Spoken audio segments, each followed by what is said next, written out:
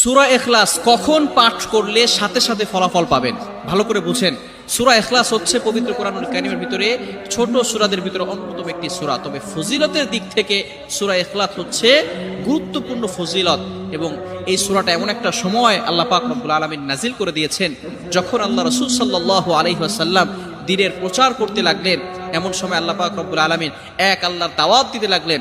তখন কাফেররা আল্লাহ রাসূল সাল্লাল্লাহু আলাইহি সাল্লামকে কোশ্চেন করলো যে, মুহাম্মদ, তুমি তো এক আল্লাহর দাওয়াত দাও, আমরা তো কোটি কোটি দেবতার পূজা করি, তারা আমাদের সমস্যার সমাধান করতে পারে না। তুমি যে আল্লাহর দাওয়াত দাও সেই আল্লাহ কয়জন এবং সেই আল্লাহর সন্তান আছে কিনা?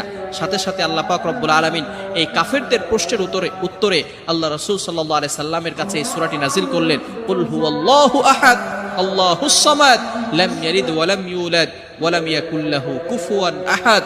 আল্লাহ পাক রব্বুল আলামিন এক, অদ্বিতীয়, এবং আল্লাহ